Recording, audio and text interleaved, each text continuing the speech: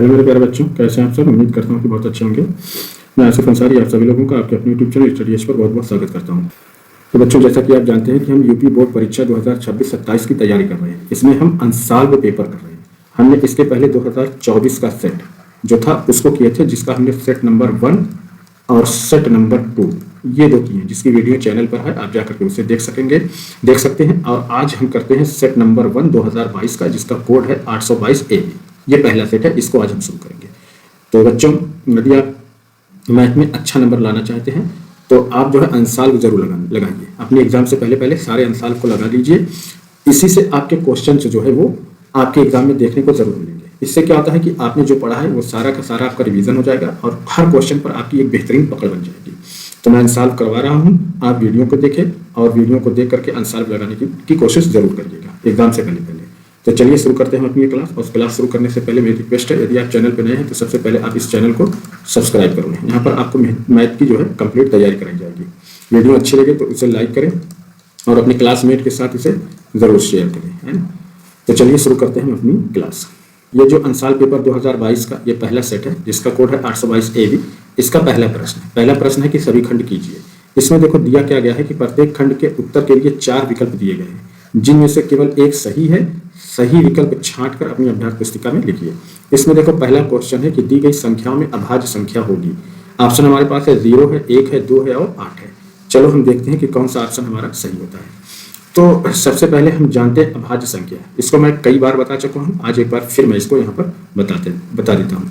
तो अभाज्य संख्या उन संख्याओं को कहते हैं कि जो केवल एक और अपनी संख्याओं से विभाजित होती हैं, उसे हम कहते हैं अभाज्य संख्या। फॉर एन एग्जाम्पल, जैसे देखो 5 है तो ये सिर्फ 1 और 5 से ही विभाजित होगी। 7 है तो ये सिर्फ 1 और 7 से विभाजित होगी। 11 है तो ये सिर्फ 1 और 11 से विभाजित होगी।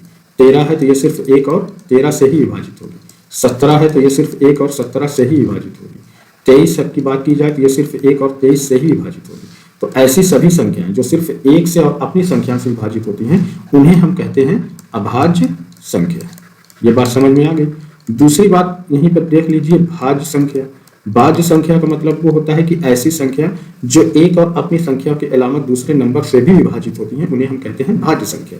जैसे देखो 8 तो ये 1 से विभाजित होगी, 2 से विभाजित होगी और 8 से विभाजित होगी। तो इस तरीके से हम पाते हैं कि 1 और 8 के अलावा 2 नंबर से विभाजित हो रही है, इसलिए कैसी हो जाएगी, भाज्य संख्या। जैसे 12 तो 1 से विभाजित हो रही है, 2 से, 3 से, है ना, 4 से, 6 से और 12 से। तो 1 और 12 के अलावा भी इतने नंबरों से विभाजित हो रही है, इसलिए क्या कहलाएगी, भाज्य संख्या। अब जब अभाज्य संख्या की बात हो ही गई है तो अभाज्य संख्या शुरू कहाँ से होती है। जैसे 2 है, 3 है, 5 है, 7 है, 11 है, 13 है, 17 है ना, 19 है, 23 है। ये सारी संख्याएं क्या होंगी, भाज्य संख्या। और इनमें सबसे छोटी भाज्य संख्या क्या होती है, 2 होती है। ऑप्शन जब हम देखते हैं ऑप्शन, तो यहाँ पे देखो 0 ये तो है नहीं, 1 है नहीं, तो ऑप्शन हमें यहाँ पे थर्ड वाला ऑप्शन मिल जा रहा है 3 वाला ऑप्शन हमें मिल रहा है कौन, 2। तो यही जो होगा हमारा क्या होगा, एकदम करेक्ट ऑप्शन होगा। प्रश्न नंबर 1 का ख है। इसमें है कि समीकरण 3x² - 2x + 1/3 = 0 का वियुक्तर होगा। ऑप्शन हमारे पास देखो क्या है, 3 है, 1 है, 2 है और 0 है। तो देखो बेटा, समीकरण क्या है, समीकरण है 3x² - 2x + 1/3 = 0। ये समीकरण हमें दिया गया है, द्विघात समीकरण।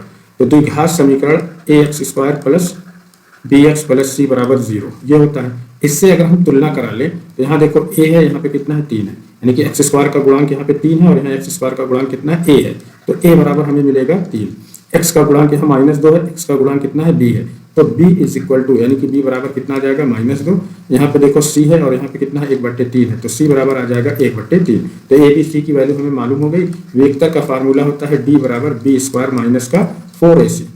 तो यहाँ पे हम सारी वैल्यू को पुटअप कर देते हैं। b की वैल्यू कितनी है, -2 है, तो -2 का ये क्या हो जाएगा, वर्ग -4 गुणे a का मान कितना है, 3 और c का मान कितना है, 1/3। अब देखो d बराबर -2 है, तो -2 का जब आप वर्ग निकालोगे तो क्या करते हो कि -2 गुणे -2, तो 2 दूना कितना होता है, 4, ऋण क्या हो जाएगा, धन। तो यहाँ पे आ जाएगा 4 माइनस, अब देखो 3 से 3 कैंसिल हो जाएगा, तो 4 का 1 में करेंगे कितना आ जाएगा, ऋण 4 आ जाएगा। तो इस तरीके से हम देखते हैं कि d बराबर कितना आ जाएगा, 4 में से 4 निकाला 0।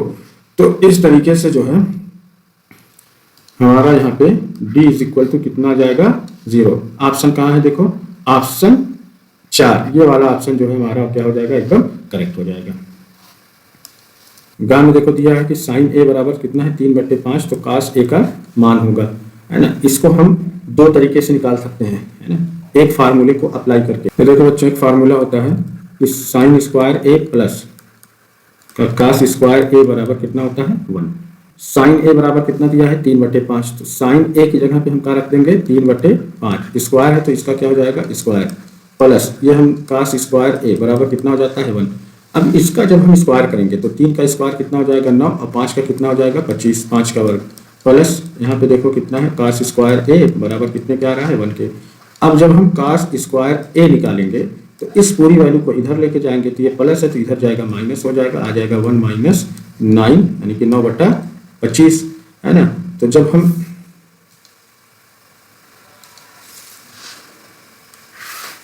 तो अब देखिए जब हम निकालते हैं कास स्क्वायर ए तो यहाँ 25 का 1 में हम गुणा करेंगे तो कितना हो जाएगा 25 सेकंडम 25 - 9 और दोनों का हर हो जाएगा 25।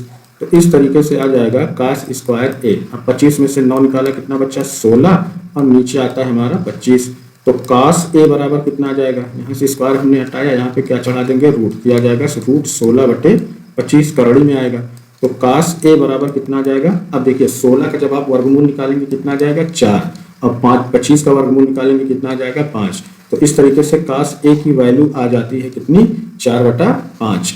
ऑप्शन कहाँ है देखो 4/5, ये दूसरा वाला ऑप्शन है, यही ऑप्शन क्या हो जाएगा एकदम हमारा सही होगा। एक तरीका ये था, इससे हमने कास ए का निकाल लिया कितना यहाँ 4/5, ऑप्शन हमने टिक कर लिया। अगर आप फार्मूला नहीं पता है ना, तो दूसरे तरीके से भी आप निकाल सकते हैं। जैसे हमें साइन ए बराबर दिया है 3/5, है ना, तो इसको हम ऐसे भी कर सकते हैं। वैल्यू हमारे पास ये दी गई है कि साइन ए, है ना, साइन ए बराबर कितना है 3/5। तो देखिए एक हम ट्राइंगल बना लेते हैं। सबसे पहले हम क्या करते हैं ट्राइंगल बना लेंगे। ट्राइंगल देखिए जैसे मैं यहाँ पे इस तरीके से ये ड्रा कर देता हूँ, ये हमारा कोई ट्राइंगल है ना। इसका हम पहले क्या करते हैं नाम दे देते हैं। तो नाम जैसे यहाँ पे मैंने रखा ये ए है, ये बी है और ये सी है। ये बी पे राइट एंगल है, ठीक है। अब यहाँ पे देखो वैल्यू साइन ए है तो यहाँ से हम लेंगे, तो जब हम साइन ए निकालेंगे तो साइन ए बराबर, तो ए का अपोजिट साइड कौन है ये बी सी, ये आ गया, अपान इसका ये जो ए सी यानी कि राइट एंगल जो है उसके सामने की भुजा, ये क्या होती है कर्ण, ये हो जाएगी। अब देखो और साइन ए की वैल्यू कितनी है 3/5 है, ये है ना। तो यानी कि बी सी बराबर कितना मिल रहा है हमें 5, और ए सी बी सी बराबर कितना मिल रहा है 3। बी सी बराबर कितना है यहाँ पे देखो 3 है, और ए सी बराबर कितना मिल रहा है 5। ये हो गया। हाँ, दो साइड हमें मिल गई है, तीसरी साइड को हमें क्या करना है निकालना है। तो यहाँ पर हम एक थ्योरम निकालते हैं, क्या होती है पाइथागोरस प्रमेय, इसका हम यहाँ पर इस्तेमाल करते हैं। पाइथागोरस प्रमेय ये कहती है कि कर्ण का वर्ग शेष दो भुजा के वर्ग के बराबर होता है। तो कर्ण क्या है हमारा ए सी, यानी कि जो राइट एंगल होता है उसके सामने की भुजा क्या होती है कर्ण होती है। तो यहाँ पे हो जाएगा कि ए सी का स्क्वायर, ठीक है, ये बराबर होगा शेष दो भुजा, कौन कौन सी देखो ए बी का वर्ग प्लस दूसरी कौन है ये बी सी के वर्ग के बराबर होगी। तो ए सी यहाँ पे कितना है 5, तो ये हो गया 5 का वर्ग। ए बी तो हमें पता करना है, इसको हम ऐसे एज इट इज लिख लेते हैं। बी सी कितना है 3 है, तो 3 का वर्ग हो जाएगा। तो 5 का वर्ग कितना आ रहा है 25, और ये हो गया हमारा ए बी का वर्ग प्लस 3 तरीका कितना हो गया 9। अब जब हम ए बी का वर्ग ये निकालेंगे, है ना, तो इस 9 को इधर लाके हम क्या कर देंगे माइनस कर देंगे, घटा देंगे। 25 में से 9 निकालें तो देखो ए बी बराबर यानी कि ए बी का वर्ग ये बराबर क्या आ जाएगा हमारा 25 में से 9 निकाला कितना बच रहा है 16, है ना। तो ए बी बराबर कितना आ जाएगा, तो यहाँ से स्क्वायर हटाया, यहाँ पे क्या चढ़ा देंगे हम रूट, यानी कि रूट 16। तो ए बी बराबर कितना आ जाएगा 4, 4 चौका 16। ये भुजा हमें पता चल गई कितनी 4। तो अब हम जब कास ए निकालेंगे, कास ए, तो कास ए का क्या होता है कि उसकी संलग्न भुजा, यानी कि ये जो हमारा एंगल ए है इसकी संलग्न भुजा, संलग्न भुजा कौन है यहाँ पर ए बी है। ए बी बटे क्या होता है कर्ण, यानी कि ये जो समकोण है उसके सामने की भुजा कौन है यहाँ पे ए सी, ये आ गया। तो अब देखो ए बी का मान कितना है 4 और ए सी का मान कितना है 5। तो इस तरीके से कास ए बराबर कितना आ जाएगा 4/5। ऐसे भी हम क्वेश्चन को सॉल्व कर सकते हैं। अब दोनों से आप कंपेयर करा लीजिए अपने आंसर का। तो यहाँ पे देखो आंसर हमारा कितना आया है 4/5, और यहाँ पे इस तरीके से भी हमारा आंसर कितना आया है 4/5। ठीक है, ये था हमारा कौन सा प्रश्न ये था हमारा प्रश्न नंबर 1 का गा। प्रश्न नंबर 1 का ये अंगा है। कौन सा प्रश्न है? तो अंगा। अब आप कहेंगे कि घा वाला कहाँ गया? तो आपकी जानकारी के लिए बता देता हूँ कि जो घा वाला है वो अब हमारी जो एनसीईआरटी है, एनसीईआरटी का जो सिलेबस है उससे हटा दिया गया है। उस टाइप के प्रश्न अब नहीं आएंगे, इसलिए मैंने घा वाले प्रश्न को यहाँ पर शामिल नहीं किया है। सीधा हमने ले लिया अंगा। हमें वही प्रश्न करना है जो आपके एग्जाम में आएगा। तो अंगा वाले प्रश्न में दिया गया है यहाँ पे कि 3 है, 4 है, 6 है तथा x का समांतर माध्य कितना है? 5 है। तो x का मान होगा क्या होगा? 5 है, 2 है, 7 है या फिर 3 है। तो चलो इस क्वेश्चन को हम करते हैं। तो देखो फार्मूला क्या होता है समांतर माध्य का? ये होता है कि समांतर माध्य बराबर होता है पदों का योगफल। क्या होता है? पदों का योगफल बटे कुल पद। कितने होंगे? कुल पद, यानी पदों की संख्या। तो जब हम समांतर माध्य निकालेंगे, समांतर माध्य, तो पदों का योगफल यानी सारे पद को हम जोड़ दें तो कितना हो गया? 3 घन 4 घन 6 घन x बटे कुल पद कितने हैं? सबको गिन लो। 1 2 3 4। कितने कुल पद? 1 2 3 और 4। ये आ गया। अब यहाँ पे समांतर माध्य हमें दिया गया है कितना? 5। ये लिख लेते हैं और इसको हम जोड़ देते हैं। 6 4 10 3 कितना हो जाएगा? 13 प्लस x बटे कितना आ जाएगा? 4। और इसका हम क्रॉस मल्टीप्लाई, तिर्यक गुणा करते हैं। इसका हर एक कर लीजिए चाहिए तो इसका इधर करेंगे और इसका इधर करेंगे। तो 13 धन x का 1 में करोगे तो कितना आएगा? 13 धन x और 4 का 5 में करेंगे कितना आ जाएगा? 20। यहाँ तक आ गई बात। अब x बराबर जब हम निकालेंगे तो इधर देखो कितना है? 20 है और इधर 13 है, तो इधर लेके जाएंगे तो क्या आ जाएगा? माइनस का 13। तो x बराबर, अब 20 में से 13 निकाला कितना बचा? 7। तो यही x का हमारा मान आ जाएगा। ऑप्शन कहाँ है? देखिए ऑप्शन हमारा तीसरा वाले ऑप्शन में ये दिया गया है, इसलिए थर्ड वाले ऑप्शन पे हम क्या करेंगे? टिक कर देंगे। प्रश्न नंबर 1 का 4 है। इसमें दिया क्या है कि दो बिंदु 2 3 4 और 1 के बीच की दूरी होगी। क्या हो सकती है? देखो 2 है, 2√3 है, 2√2 है और यहाँ पे 3 है। चलिए इस क्वेश्चन को हम यहाँ पर सॉल्व करते हैं।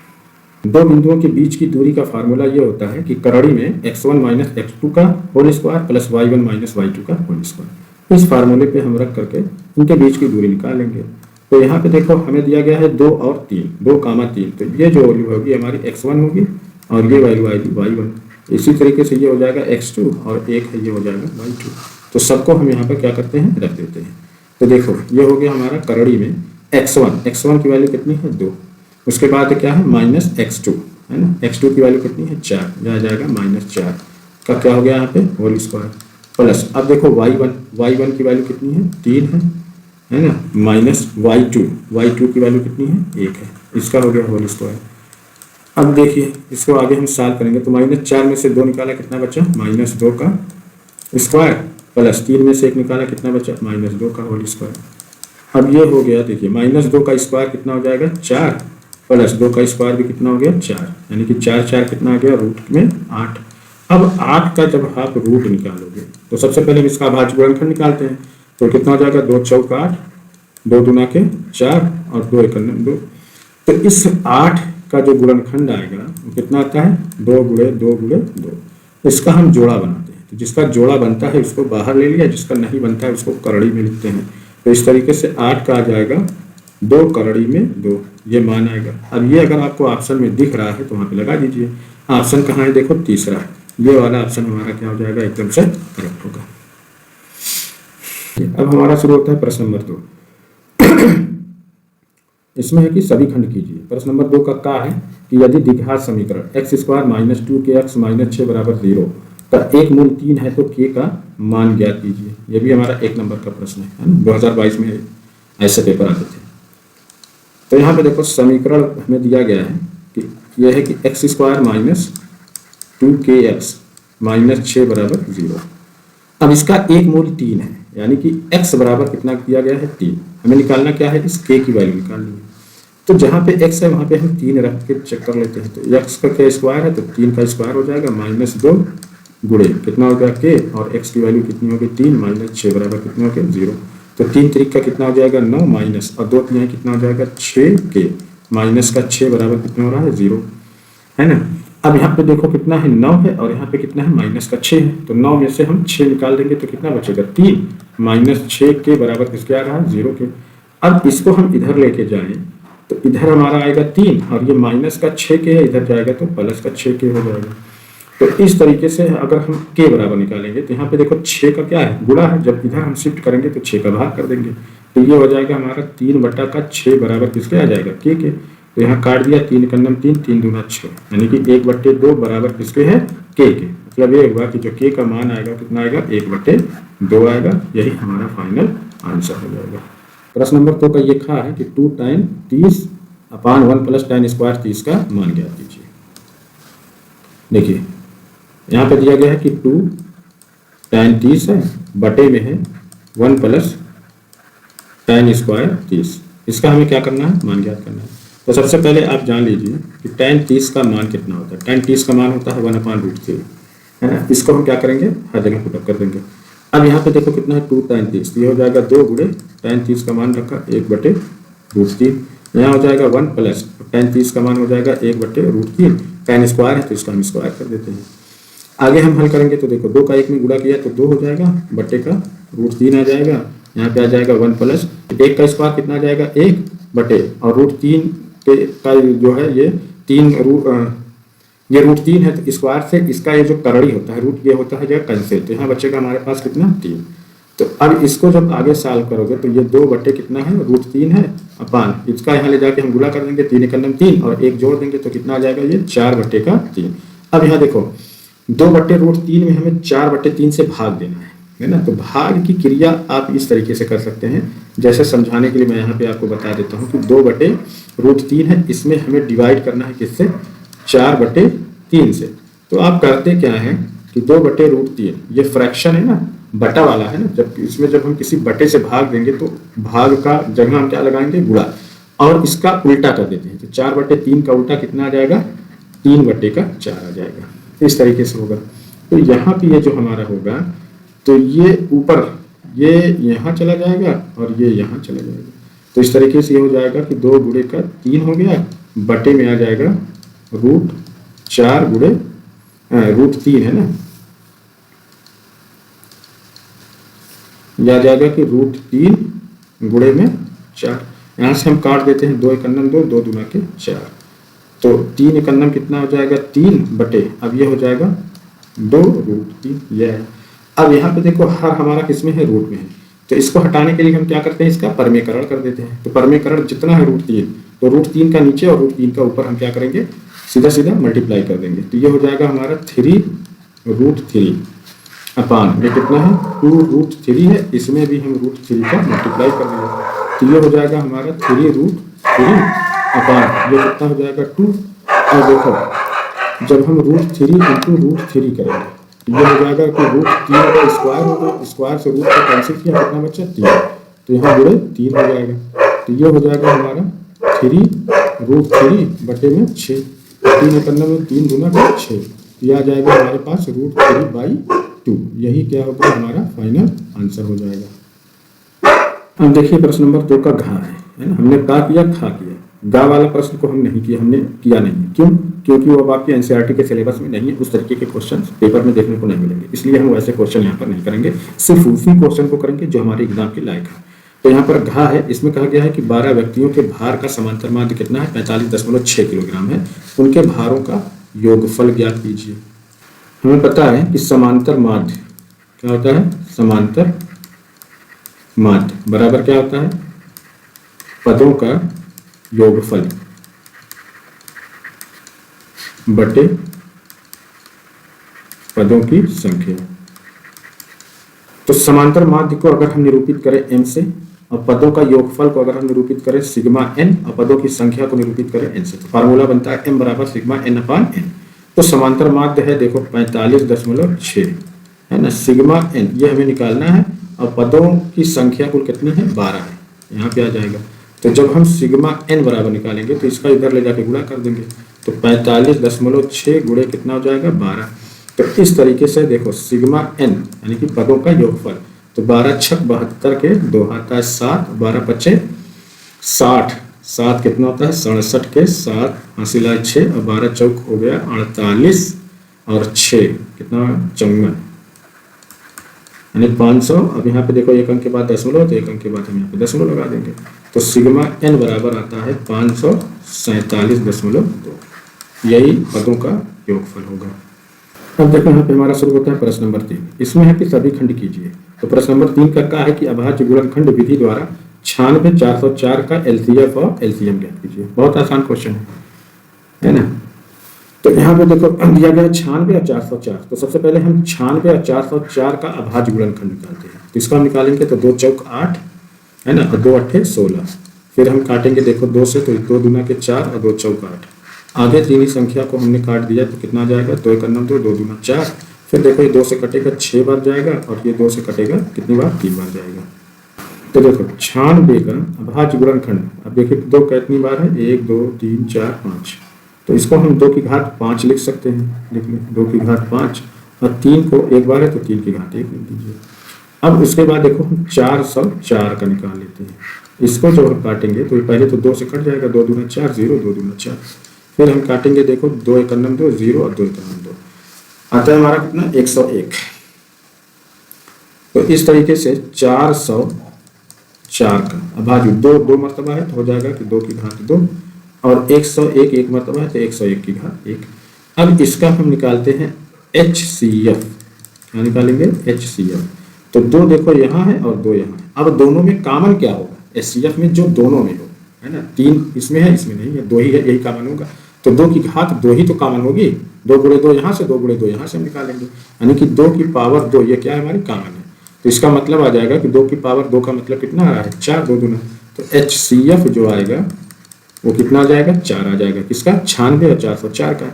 अब हम निकालते हैं LCM। ठीक है, LCM कैसे निकालेंगे। अब 2 देखो यहाँ पर भी है और यहाँ पर भी है, सबसे ज्यादा बार कहाँ है यहाँ है, तो इसको हम ले लेंगे 2 की घात 5। उसके बाद जो बचता है सबको लेना है, 3 की पावर 1 लेंगे और 101 की पावर 1। अब सबका हम मल्टीप्लाई कर देंगे। तो 2 की घात 5 का जब हम गुणा करेंगे तो कितना आएगा देखो 2 दूना के 4 4 दूना 8 8 दूनी 16 16 दूना 32 ये आ गया। 3 की पावर 1 का मान 3 101 की पावर 1 का मान 101। यहाँ पे गुणा करेंगे तो 3 दूना कितना हो जाएगा 6 और 3 3 का 9। तो 96 गुणे कितना हो जाएगा 101। अब 96 का आप गुणा कर लीजिए 101 में है ना। या देखो इसी को हम ऐसे भी कर सकते हैं 96 और 101 को हम तोड़ दें 100 धन 1 में, तभी तो 101 होगा। अब 96 का एक बार 1 में करते हैं और एक बार 100 में करते हैं है ना। तो जब इस पूरे 96 का हम 1 में करेंगे तो कितना आ जाएगा 96 प्लस, और इसका इसमें करेंगे तो 96 करने कितना हो गया 96 और 2 0 हम यहाँ पे बढ़ा देंगे और इन सबको हम जोड़ देंगे। तो यहाँ पे देखो 6 है, यहाँ पे 0 है, इकाई का अंक 6, यहाँ 9 है, यहाँ 0 है तो दहाई का अंक 9 और फिर ये 6 और ये 9, यानी कितना आया 9696। ये क्या आएगा बेटा, ये आएगा हमारा LCM और ये जो 4 आया है ये हमारा क्या आया है HCF। तो इस तरीके से आप LCM और HCF वाले क्वेश्चन को बहुत आसानी से कर लेंगे। यहाँ पे देखिए प्रश्न नंबर 3 का ये खा है। इसमें दिया गया है कि k के किस मान के लिए रैखिक समीकरण kx plus 3y minus k minus 3 बराबर 0 एवं 12x plus ky minus k बराबर 0 के युग्म के अपरिमित रूप से अनेक हल होंगे।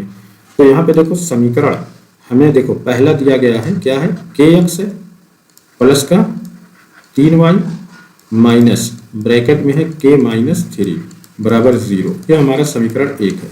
इसी तरीके से देखो दूसरा क्या है कि 12x जो है 12x प्लस का ky माइनस का k बराबर क्या है 0, ये हमारा है समीकरण 2 है।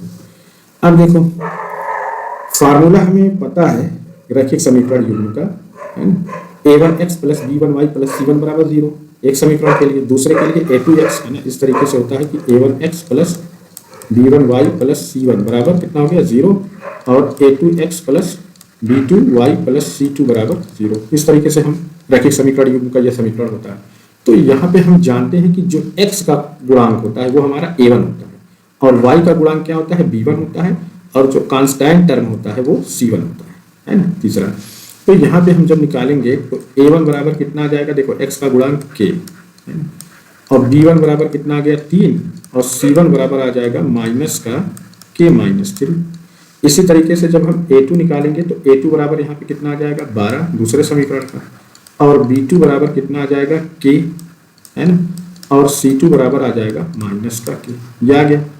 हमें क्या करना है, ये बताना है कि अपरिमित रूप से अनेक हल होंगे। तो देखो बच्चों, फार्मूला क्या होता है कि अपरिमित रूप से अनेक हल के लिए होता है कि A1/A2 बराबर B1/B2 बराबर C1/C2। तो यहीं पे हम सारी वैल्यू को रख लेंगे। तो A1 बराबर कितना है K, यहाँ पे हमने रखा K अपान, ठीक है। A2 बराबर कितना है 12, ये रखा इक्वल। अब देखो B1 बराबर कितना है 3 B2 बराबर कितना है K, यहाँ पे हम रख लेते हैं बराबर। C1 बराबर कितना है, देखो यहाँ पे है माइनस का K-3 अपान C2 की वैल्यू कितनी है माइनस का K, ये रख लिया। अब देखो सबसे पहले हम ये वाली ले लेते हैं, यहाँ पे पहले को हल करते हैं कि K/12 बराबर होता है कितने के 3/K के। अब इसका हम तिर्यक जब गुणा करेंगे तो K का K में करेंगे तो कितना आ जाएगा K² और 12 का 3 में करेंगे कितना आ जाएगा 36।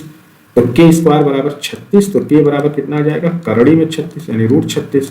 तो K बराबर कितना आ जाएगा 36 का वर्गमूल निकालेंगे कितना आएगा 6, यानी K का मान कितना आ रहा है 6 आ रहा है। इसी तरीके से अब हम दूसरे का करके देख लेते हैं। दूसरा देखो ये है, इसको हम इस वैल्यू को हम ले लेते हैं, यहाँ से कितना आ रहा है, तो देखो 3/K बराबर किसके है माइनस का K-3 बटे में माइनस का K। इससे हम तिर्या गुणा करते हैं तो 3 का हम माइनस K में करेंगे तो कितना आ जाएगा माइनस का 3K, और इसका हम इधर करते हैं, ठीक है। तो इधर जब हम करेंगे तो देखो ये K हो जाएगा, है ना, इसका मल्टीप्लाई हमें करना है किसमें माइनस का K-3 में, ये करेंगे तो ये देखो 3K। अब यहाँ पे देखो ये माइनस और ये प्लस कितना आ जाएगा माइनस, तो यहाँ का जब K का हम माइनस K में करेंगे तो कितना आ जाएगा माइनस का K², ये आएगा। और फिर देखो ये माइनस और -3 मिलकर क्या हो जाएगा प्लस, तो जब हम K का इसमें करेंगे +3 में तो ये कितना हो जाएगा प्लस का 3K, ये आया। अब देखो इसको हम इधर लेके आते हैं, -K² को इधर लेके आया तो ये हो जाएगा हमारा प्लस का K² बराबर यहाँ पे कितना है बेटा 3K है। अब ये माइनस का 3K इधर ले जाएंगे तो ये हो जाएगा प्लस का 3K, आएगा ना। तो यहाँ पे मिलेगा हमें K² बराबर 3K कितना हो जाएगा 6K, ये हुआ। अब हम जब K बराबर निकाला तो यहाँ देखो K का गुणा है ना, इसको हम इधर लेके क्या कर देंगे डिवाइड कर देंगे, तो ये बन जाएगा हमारा, ये हो जाएगा देखो K² बट्टा में कितना आ जाएगा K बराबर कितने के बच रहा है 6K, तो K से 1K यानी कैंसिल। तो यहाँ पे बच्चा K बराबर कितना आ रहा है 6, यहाँ पर भी आया कि K बराबर कितना आ रहा है 6। तो हम कह सकते हैं कि K बराबर 6 के लिए, है ना, ये जो हमें समीकरण दिया गया है ना, समीकरण के युग्म का अपरिमित रूप से अनेक हल होगा, किसके लिए K बराबर 6 के लिए। यह हमारा प्रश्न नंबर 3 का घ है ना, कौन सा है ये घ वाला है। हमने किया कौन सा था पिछले खा किया था, तो गा है, जाहिर सी बात है कि गा जब हमने छोड़ दिया है तो वो क्यों छोड़ा है, इसीलिए छोड़ा है क्योंकि वो एनसीईआरटी के सिलेबस से अब हटा दिया गया, ऐसे क्वेश्चन नहीं आएंगे, है ना, तो इसलिए हमने उसको यहाँ से ड्रॉप कर दिया है। हमने वही क्वेश्चन रखा है जो आपके काम के लायक है। तो घा में दिया है कि देखो एक बेलन के आधार की त्रिज्या कितनी है 4 सेंटीमीटर और ऊंचाई है 14 सेंटीमीटर, तो बेलन का वक्र पृष्ठ क्षेत्रफल ज्ञात कीजिए। ये तीसरा जो क्वेश्चन है हमारा ये 2-2 नंबर का है ना। अब यहाँ पे देखो बेलन है, बेलन के आधार की त्रिज्या यानी कि r बराबर कितना है 4 सेंटीमीटर, ठीक है, और ऊंचाई h बराबर कितना है 14 सेंटीमीटर। ये ज्ञात क्या करना है बेलन का वक्र पृष्ठ में निकालना है, बेलन का वक्र पृष्ठ ये ज्ञात करना है। तो बेलन का वक्र पृष्ठ क्या होता है 2πrh ये होता है। तो देखो 2 गुणे पाई की वैल्यू कितनी हो जाएगी 22/7, r की वैल्यू कितनी है 4 और h की वैल्यू कितनी है 14। यहाँ से हम काट देते हैं तो 7 गुना कितना हो जाता है 14। अब 22 का जब हम 2 में गुणा करेंगे कितना हो जाएगा 44 और 4 गुना कितना होता है 8, दोनों गुणा कर दे तो 8 चौक 32 के कितना हो जाएगा 2 आता है 3 और 8 चौक 32 3 35 कितना आ जाएगा 352 सेंटीमीटर स्क्वायर। यही हमारा क्या हो जाएगा फाइनल आंसर हो जाएगा। प्रश्न नंबर 4 में देखो कि सभी खंड कीजिए। इसका क्या है कि दिया है HCF किसका 306 657 का 9 है, तो LCM 306 और 657 का मान ज्ञात कीजिए। तो देखो बच्चों ये फार्मूला होता है कि HCF गुणा LCM बराबर 2 संख्याओं का गुणनफल। अब यहाँ पर देखिए 306 संख्या दूसरी संख्या 657, इसका HCF कितना है 9, तो HCF हम यहाँ लिख लेंगे 9। हमें निकालना क्या है LCM, इसको एज इट इज लिखते हैं। और दोनों संख्या कौन सी है, एक है 306 और दूसरी कौन है 657 है, इसको यहाँ लिखते हैं। अब हम LCM जब निकालेंगे LCM, तो यहाँ देखो 306 गुणे कितना है 657 है। अब यहाँ पे देखो 9 का गुणा है, तो इधर जब हम शिफ्ट करेंगे तो 9 से क्या कर देंगे भाग कर देंगे। अब यहाँ देखो हम इसको काट देते हैं, तो 3 कलम 3 ये 0 हो जाएगा, 3 दूना के 6, यहाँ काटेंगे तो 3 तिरिक का 9। अब ये नंबर यहाँ पे कट जाएगा, देखिए 3 तिरिक का 9 और 3 चौक 12, यानी कि LCM जब हम निकालेंगे तो यहाँ पे नंबर हमें मिलता है कितना है 34 है गुणे 657। इन दोनों का हम गुणा कर देंगे तो हमें LCM मिल जाएगा। तो चलो गुणा करते हैं, देखो 657 में हम गुणा करेंगे किसका 34 का। गुणा करके देखो 4 7 28 के 8 आता है 2, 4 5 20 2 22 के 2 फिर आता है 2 और 4 6 24 और 2 कितना हो जाता है 26। उसके बाद देखो 3 7 21 के 1 हासिल आए 2, 3 5 15 2 17 के 7 हासिल आए, 3 6 18 1 19। इसको ऐड करो कितना आ जाएगा 8 2 1 3 और 6 और 7 13 के 3 आता है 1, 9 2 11 1 12 के 2 आता है 1 1 1 2, यानी कितना आ रहा है 22,338। तो ये LCM आ जाएगा हमारा 22,338। ये क्वेश्चन आपका किसमें पूछा गया है 2022 के पेपर में पूछा गया। ऐसे ही क्वेश्चन हर बार किसी न किसी पेपर में जरूर आते हैं, ठीक है। तो ऐसे क्वेश्चन आएंगे तो हम इस फार्मूले का यूज करके बहुत आसानी से निकाल लेंगे। हम देखिए प्रश्न नंबर 4 का ग्राफ है ना, हमने खाद छोड़ दिया। खाद इसलिए छोड़ दिया क्योंकि वैसे क्वेश्चन अब आपके एग्जाम में नहीं आएंगे क्योंकि वो सिलेबस से निकाल दिया गया है। तो गा वाला है कि 10 मीटर लंबी एक सीढ़ी है, एक दीवार पर टिकाने पर भूमि से 8 मीटर की ऊंचाई पर स्थित एक खिड़की तक पहुंचती है।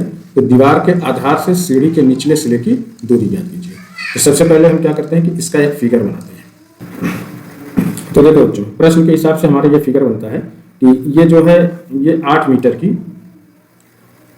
ये ऊंचाई है ना, ऊंचाई कितनी है 8 मीटर की ऊंचाई पर स्थित ये कोई खिड़की है, ठीक है।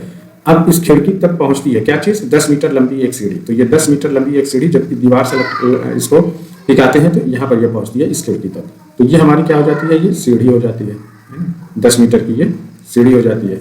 अब हमें पूछा है कि दीवार के आधार से, ये हमारा दीवार का आधार B है ना, दीवार के आधार से सीढ़ी के निचले सिरे तक की दूरी ज्ञात कीजिए। तो हमें ये ज्ञात करना है, ये दूरी ज्ञात करना है ना, ये वाली BC ये। तो इसके लिए हम क्या करेंगे, देखो एक फार्मूला होता है कौन सा पाइथागोरस प्रमेय, उसको हम यहाँ पर यूज करते हैं। पाइथागोरस प्रमेय, पाइथागोरस प्रमेय ये कहती है कि कर्ण का वर्ग है ना शेष दो भुजा के वर्ग के योगफल के बराबर होता है।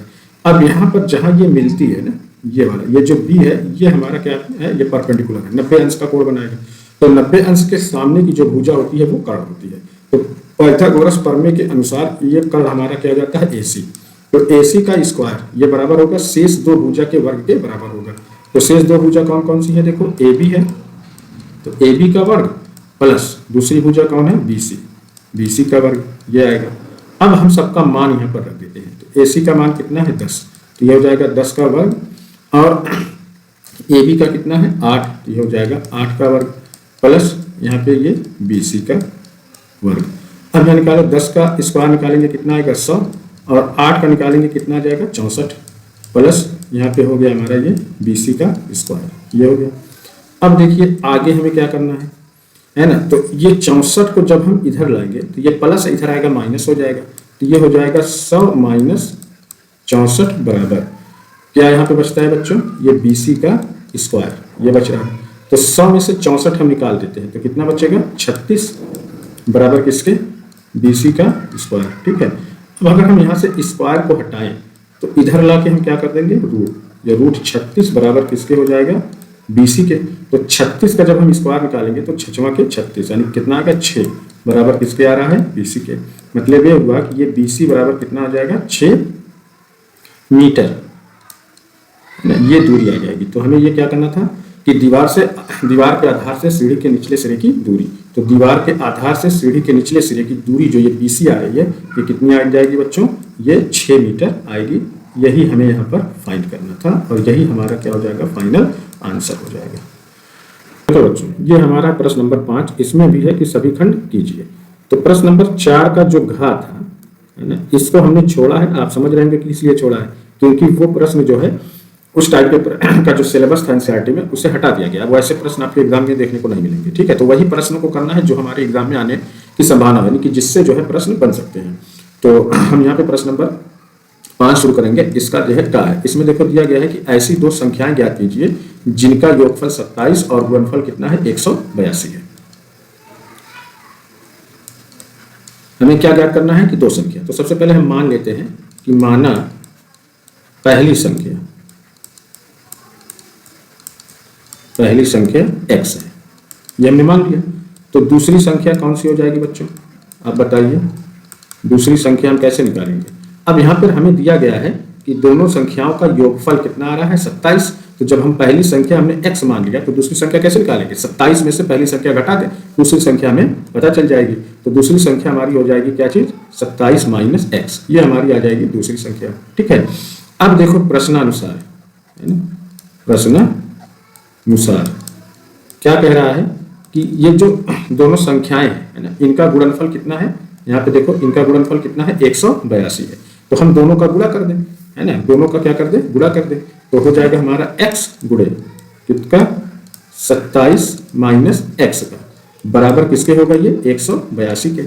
अब यहाँ पर देखो हम गुणा करेंगे तो x का हम 27 में करेंगे तो कितना हो जाएगा 27x माइनस x का x में करेंगे तो क्या हो गया x स्क्वायर बराबर किसके आ रहा है, ये 182 के, ठीक है। अब यहाँ पे देखो ये माइनस का x स्क्वायर है, इसे हमें प्लस करना है तो हम इसको इस तरफ ले जाकर के शिफ्ट करेंगे। तो जब इधर जाएंगे तो माइनस का x स्क्वायर क्या हो जाएगा, प्लस का x स्क्वायर, और प्लस का ये 27x है तो ये हो जाएगा माइनस का 27x, और यहाँ पे प्लस 182 है बराबर किसके हो रहा है 0 के। अब ये देखो हमारा बन रहा है द्विघात समीकरण। अब हम द्विघात समीकरण की तरह इसको क्या करेंगे, हल करेंगे। तो इसके लिए क्या होता है, यहाँ पर देखो अचर पद कितना है 182 और x स्क्वायर का गुणांक कितना है 1 है। तो अगर हम बच्चों 182 में मैं कहूँ कि 1 से गुणा करो तो कितना आएगा 182, है ना। तो इसका मतलब ये होगा कि हमें दो ऐसी संख्याओं का पता करना है कि जिनका गुणा करने पर कितना आना चाहिए 182, और जब उन्हीं संख्याओं को हम जोड़ दें तो कितना आना चाहिए माइनस का 27, ये हमें मिलना चाहिए। ऐसी दो संख्या में पता करना है। तो इसके लिए 182 का आप अभाज्य गुणनखंड निकालिए, आपको पता चल जाएगा, है ना। लेकिन मैं आपको यहाँ पे बता देता हूँ कि जैसे देखो -13 गुणे माइनस का 14 करेंगे तो कितना आ जाएगा, जिनका गुणनफल आता है 182, माइनस माइनस क्या हो जाएगा प्लस, और यहीं पे जब हम -13 में प्लस कर दें किसको -14 को, है ना, इस तरीके से, तो ये क्या हो जाएगा -13 और प्लस माइनस कितना होता है -14। तो जब दोनों को आप जोड़ेंगे तो कितना आएगा, ये माइनस का 27 आएगा। तो यही तो हमें पता करना था। तो इस तरीके से हमें दो नंबर मिल रहा है, कौन कौन सा, -13 मिल रहा है और माइनस का 14 मिल रहा है। तो ये जो हमारा माइनस का 27x है इसी को हम ब्रेक कर देंगे किसमें, इस तरीके से x स्क्वायर माइनस का 13x और माइनस का 14x, है ना, प्लस कितना है 182 बराबर किसके हो रहा है 0 के। अब यहीं पे देख लो -13x और -14x बराबर किसके आएगा -27x के। अब इसको जब हम आगे करेंगे तो देखो यहाँ से x और यहाँ से x हमारा क्या आ जाएगा कॉमन। तो x जब हम कॉमन ले लेंगे तो यहाँ बचेगा, देखो x स्क्वायर में से x लिया तो x बचा, और -13x में से x निकाल दिया तो कितना बचेगा -13। इसी तरीके से देखो जब हम यहाँ से 14 कितना -14 बाहर ले रहे हैं तो यहाँ पे हमारा बच रहा है क्या चीज x, और माइनस 82, 182 में से हम 14 निकालेंगे, है ना, 14 से भाग देंगे तो कितना आएगा, यहाँ पे 13 बचेगा, ठीक है। तो यहाँ पे देखो x -13 तो यहाँ कॉमन आ गया x -13 और दूसरा हमारा आ जाता है x -14। ये सब बराबर किसके हैं 0 के, है ना, सब इक्वल किसके हो रहे हैं 0 के। अब हम यहाँ से कंपेयर कराते हैं तो देखो x -13 बराबर किसके हैं 0 के। तो x बराबर कितना हो जाएगा, माइनस का 13 है, इधर जाएगा तो प्लस का 13, x की ये वैल्यू आ जाती है, ठीक है। दूसरा हम यहीं पर देखते हैं, देखो x -14 बराबर किसके हैं 0 के। तो x बराबर कितना हो जाएगा, माइनस का 14 है तो इधर जाएगा प्लस का 14 हो जाएगा, ये हो जाएगा दूसरा नंबर। तो x बराबर 13 या x बराबर 14 कोई एक नंबर अगर हम ले लेते हैं तो हमें दूसरा नंबर मिल जाएगा। तो जैसे देखो अगर हम x बराबर 13 लें तो दूसरा नंबर क्या आ जाएगा 27 - 13 निकालोगे, 27 में से 13 निकालें तो कितना बचता है 14। अगर हम x बराबर 14 लें तो 27 में से हम 14 निकाल देंगे तो कितना बचेगा 13। तो इस तरीके से हमारे पास दो नंबर हैं, कौन कौन सा 13 और 14, जिनका गुणा करने पर कितना आता है 182 आएगा, और जब उन्हीं को हम जोड़ देंगे तो कितना आ जाएगा 27 आ जाएगा। यही हमें क्या करना था, इसमें फाइंड करना था। प्रश्न नंबर 5 का खा है, इसमें है कि उस रेखा पर जो अक्षों से ए और बी का अंतःखंड काटती हैं, मूल बिंदु से डाले गए लंब की लंबाई p है, तो सिद्ध कीजिए 1/p स्क्वायर बराबर 1/a square plus 1/b square. ये बच्चों बहुत ही इंपॉर्टेंट क्वेश्चन है ना, ये कई बार एग्जाम में आए हैं। ये है एक्स अक्ष और ये है वाई अक्ष, और इसका ये जो है शुरुआती इनिशियल पॉइंट है, ये क्या है, ये 0 0 है। अब यहाँ पे कहा है कि एक्स अक्ष पर ए और वाई अक्ष पर बी का अंतःखंड काटती है, ये ए है और ये बी का अंतःखंड काटती है इस तरीके से। और ये जो दूरी होगी इसकी, ये मान लो ये ए है और यहाँ से यहाँ तक की दूरी जो है ये क्या है, ये, और ये हमारा इनिशियल पॉइंट है ना, ये x1 और ये y1। तो बच्चों उस रेखा का समीकरण जो अक्षों से ए और बी का अंतःखंड काटती है, ये होता है कि x/a plus y/b is equal to 1, या हम इसको ऐसे भी लिख सकते हैं कि x/a प्लस y/b, और ये 1 को हम इधर लाए तो कितना हो जाएगा, -1 बराबर 0। इस तरीके से भी इसको लिखा जा सकता है। तो यहाँ पर देखो कि मूल बिंदु से डाले गए लंब की लंबाई p है, ये यहाँ पर दिया गया है। तो फार्मूला होता है p बराबर ax1 plus by1 plus c upon root में a square plus b square, a square plus b square, ये फार्मूला होता है ना। यहाँ पर देखो स्मॉल है तो हमने यहाँ पर कैपिटल में ले लिया है। अब यहाँ पर हम वैल्यू को पुटअप करते हैं, तो देखो a इंटू x1 की वैल्यू यहाँ पर कितनी है, 0, प्लस b इंटू y1 की वैल्यू भी कितनी है, 0, प्लस c की वैल्यू यहाँ पर क्या आ रही है, -1, यह आ गया। अपान में देखो रूट में क्या है, a स्क्वायर, तो a कैपिटल A क्या वैल्यू कितनी आ जाएगी, 1/a, तो यहाँ पे आ जाएगा कि 1/a का स्क्वायर प्लस यहाँ पे हो जाएगा कि 1/b का स्क्वायर, ये आ गया। अब देखो आगे हम हल करते हैं, तो p बराबर, अब a का हम 0 में मल्टीप्लाई करेंगे कितना हो जाएगा, 0, प्लस b का हम मल्टीप्लाई करेंगे कितना आ जाएगा, 0, और प्लस माइनस क्या हो जाएगा, -1, अपान में होगा 1/a का होल स्क्वायर प्लस यहाँ पे आ जाएगा 1/b का होल स्क्वायर।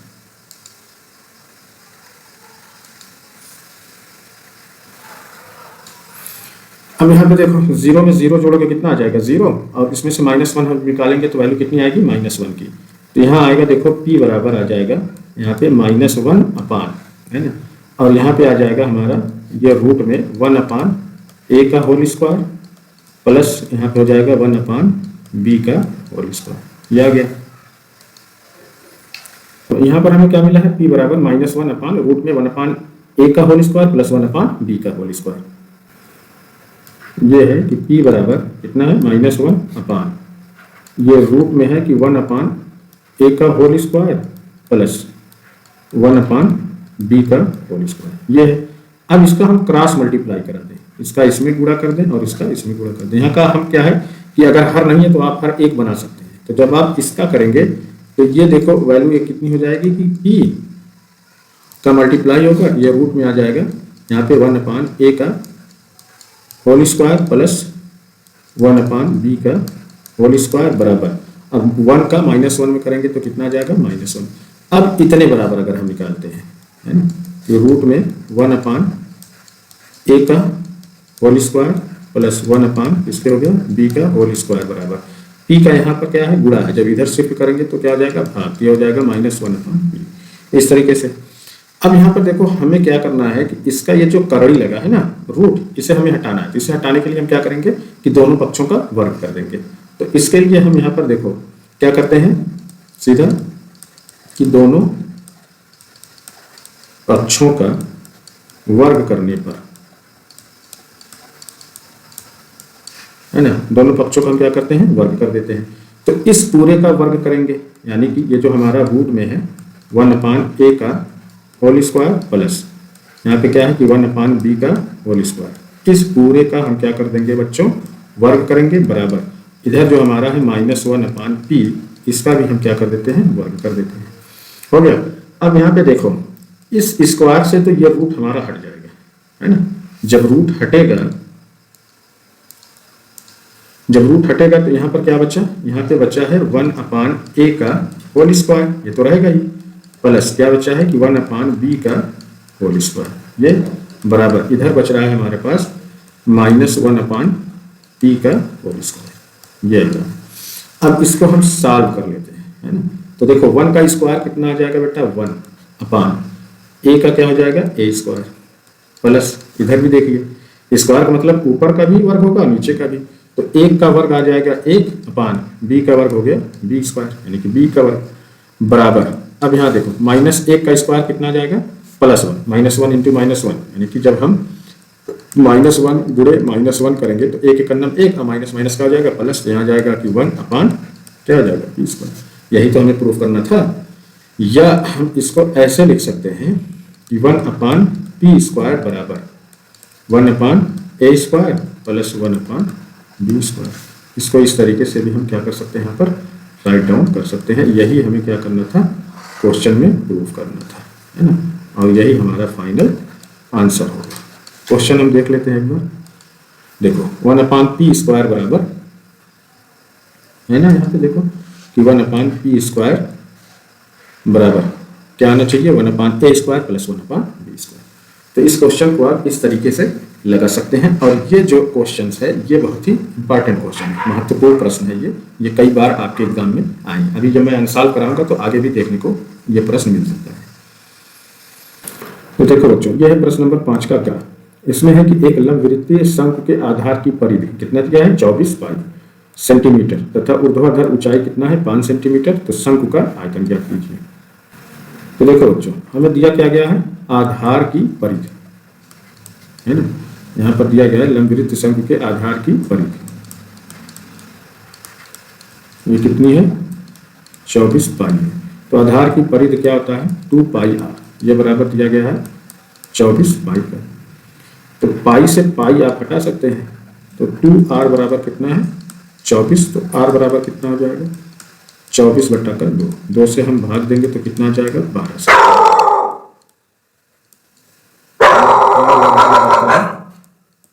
12 सेंटीमीटर और h बराबर कितना है, 5 सेंटीमीटर। हमें ज्ञात क्या करना है, हमें ज्ञात करना है शंकु का आयतन, है ना। हमें ये फाइंड करना है कि शंकु का आयतन, शंकु के आयतन का फार्मूला होता है 1/3 पाई r स्क्वायर h। अब यहाँ पर हम सारी वैल्यू को रख देते हैं, है ना। तो 1/3 गुणे पाई का मान 22/7, r का मान कितना है, 12। तो 12 का स्क्वायर हो जाएगा 12 गुणे 12, और h का मान कितना है, 5। सबको यहाँ पर हम रख लेते हैं। तो यहाँ से देखो हम काट देंगे, कितना आ जाएगा, 3 × 4 = 12, है ना। अब यहाँ पे हम गुणा कर दें तो 4 × 8, 4 × 8 कितना आ जाएगा, 88, और 12 बच्चे कितना हो जाएगा, 60/7 के। आगे हम गुणा करेंगे तो 6 × 8 = 48 के, 8 आता है 4, और 6 × 8 = 48, और 4 कितना हो जाएगा, 52, और 1 0 इधर आ गया, बटे कितने के, 7 के। तो यहाँ पे देखो, तो शंकु का आयतन, तो ये जो 5280 है, इसमें हम 7 से क्या कर देते हैं, डिवाइड कर देते हैं। 5280 में हम 7 से डिवाइड करेंगे तो यहाँ पे जाएगा, देखो 7 × 7 = 49, है ना। यहाँ 12 में से 9 निकालेंगे, कितना बचेगा, 3, 8 उतार लिया 38, फिर 7 बचे 35, 8 में से 5 निकाला, 3 बचा, 0 उतार लेंगे, तो 7 × 4 कितना होगा, 28। फिर कितना है, 10 में से 8 गए 2, यहाँ पर पॉइंट लगा के हम 0 बढ़ा लेंगे, तो 7 दूनी का कितना होगा, 14,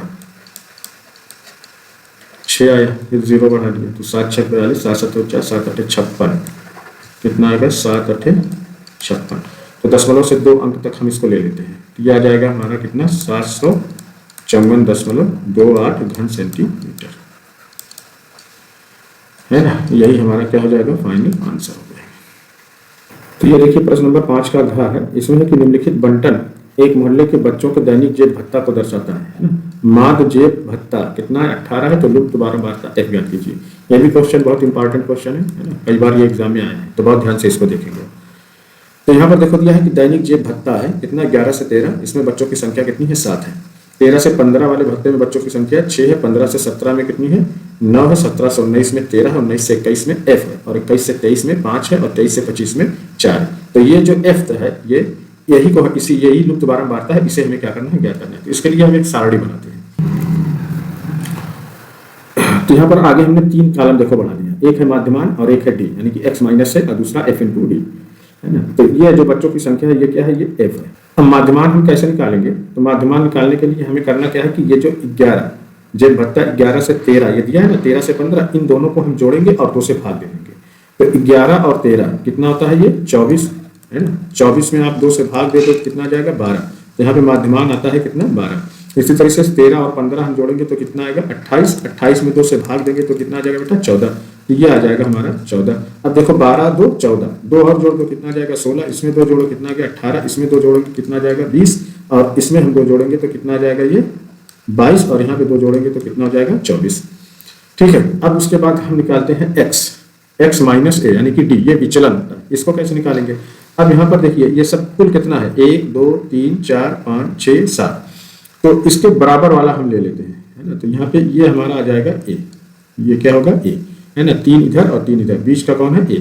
तो अब जब हम d निकालेंगे तो x minus 12 x minus a यानी कि x अब यहाँ पर क्या है 12 और a क्या 18, तो 12 में से 18 जब हम निकालेंगे तो कितना होता है 12 6 18, तो ये वैल्यू किस में आएगी माइनस में, यहाँ पे कितना आ जाएगा -6। अब 14 में से 18 निकालेंगे तो कितना आ जाएगा -4 आ जाएगा।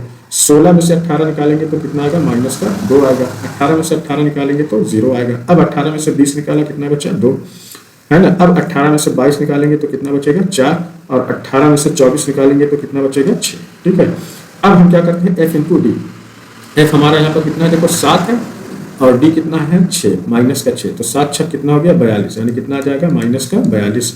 अब यहाँ देखो 6 और 4, तो 6 चौका 24, यानी कितना आ जाएगा -24।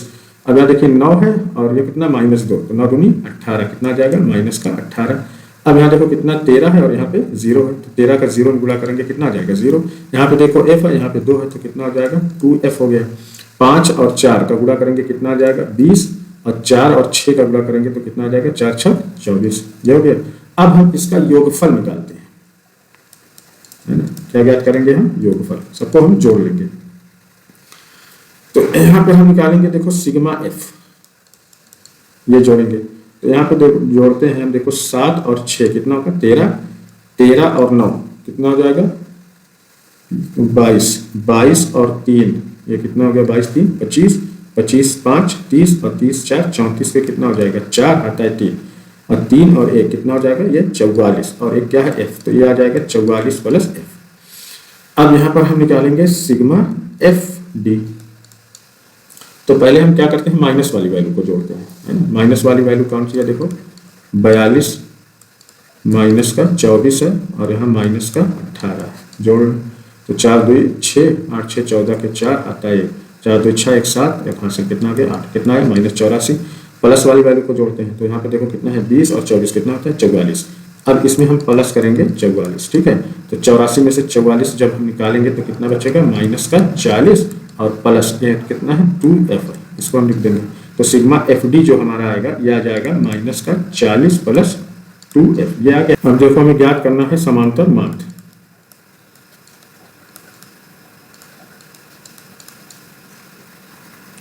ये देखो फार्मूला होता है हमारा 1 प्लस सिग्मा एफ डी अपान सिग्मा एफ। तो समांतर माध्य है ना, माध्य जेब भत्ता कितना दिया है 18, ये हो गया बराबर, और ए बराबर भी कितना है हमारा 18, यहाँ हम ये रख देते हैं, प्लस सिग्मा एफ डी कितना आया है ये आया है 40 प्लस 2f अपान, और सिग्मा एफ कितना आया है 44 प्लस एफ, ये आ गया। अब इस 18 को हम इधर लेके जाएंगे तो ये हो जाएगा 18 माइनस 18 बराबर, अब यहाँ बचता है हमारे पास माइनस का 40, ये कितना है